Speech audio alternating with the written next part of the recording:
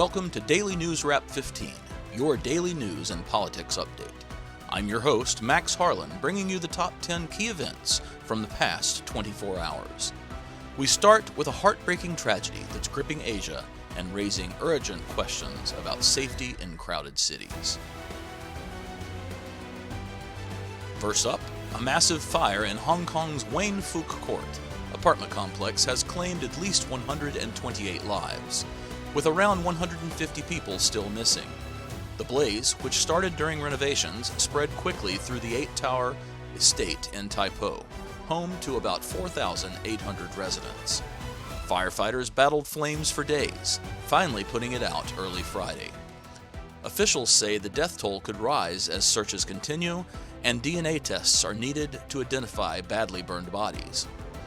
Residents and experts point to flammable materials used in the work as a possible cause, though no alarms have sounded. Hong Kong is observing 3 days of mourning, with flags at half-mast.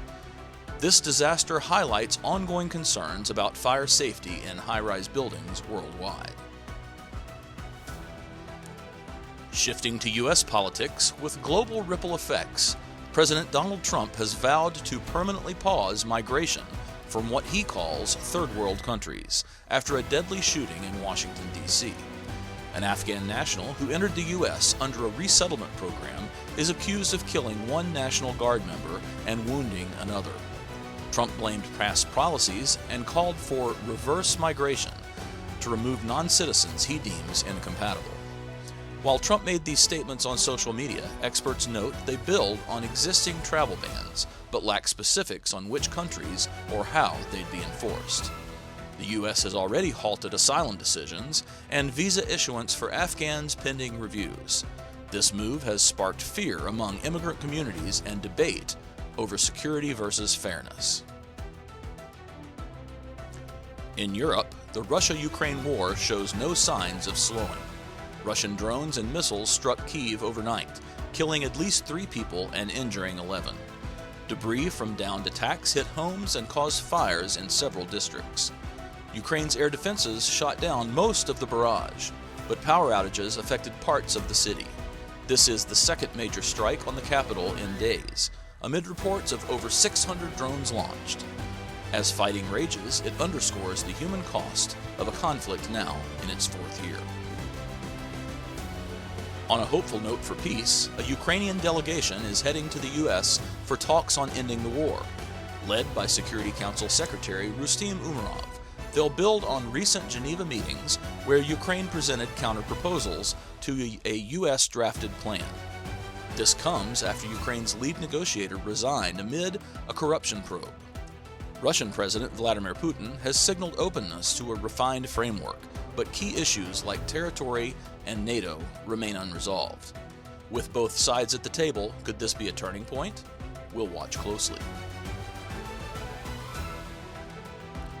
Tensions in the Middle East escalated with an Israeli military raid into southern Syria. Forces entered the village of Beit Jin to arrest suspected militants, leading to clashes that killed 13 Syrians, including civilians. Syria's government called it a war crime and a criminal attack, while the UN condemned it as a violation of Syria's sovereignty. Israel says the operation targeted threats and wounded 6 of its soldiers. This is the deadliest incursion since Syria's regime change last year, amid Israel's ongoing strikes to prevent weapons falling into rebel hands. It raises fears of broader instability in a fragile region. Workers in Italy took to the streets in the country's 3rd general strike in 3 months.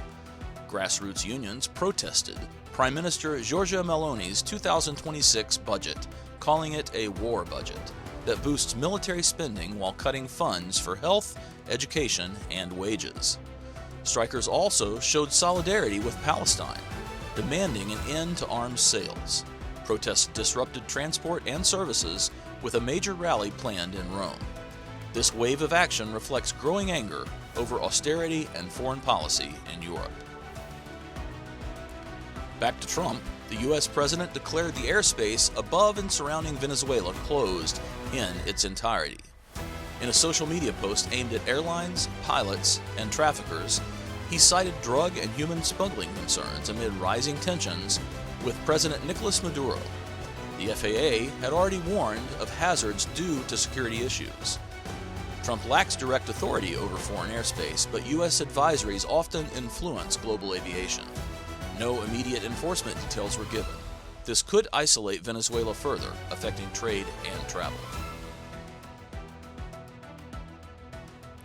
Sports and diplomacy collide as Iran boycotts the 2026 World Cup draw in Washington. The Federation cites U.S. visa denials for several delegation members, including its president.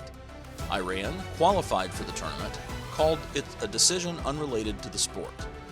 FIFA was informed, but the draw proceeds next week.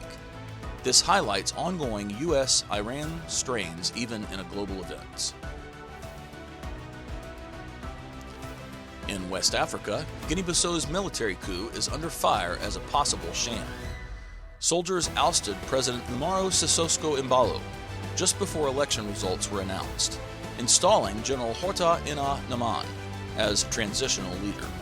But Senegal's prime minister and Nigeria's former president, Goodluck Jonathan, claim it was staged by Embalo to avoid defeat. The African Union suspended the country, demanding a return to democracy. Observers note irregularities, like Embalo announcing his own ousting first, but the military holds power for now. This adds to the region's coup wave. Finally, a health alert. Measles cases are surging worldwide, with the WHO warning it's a fire alarm for other diseases. Over 30 million children missed vaccines since the pandemic, leading to outbreaks in 59 countries. Deaths dropped 88% since 2000, saving 58 million lives, but 95,000 still died last year, mostly kids. The U.S. alone has 1,798 cases this year, its worst since elimination in 2000. Experts urge catch-up campaigns to plug gaps. And that's your top 10 for today, November 29th, 2025. Looking ahead, these events point to a world on edge, from migration crackdowns and airspace closures fueling U.S. tensions with rivals, to strikes and coups showing unrest in Europe and Africa. The Ukraine talks offer hope, but war persists. Health surges remind us pandemics aren't over. Low vaccines could spark more crises. Once again, this is Max Harlan with Daily News Wrap 15, your YouTube channel for up-to-date, concise, and balanced daily news updates each evening. From the team at Daily News Wrap 15, stay safe, stay vigilant, and stay informed.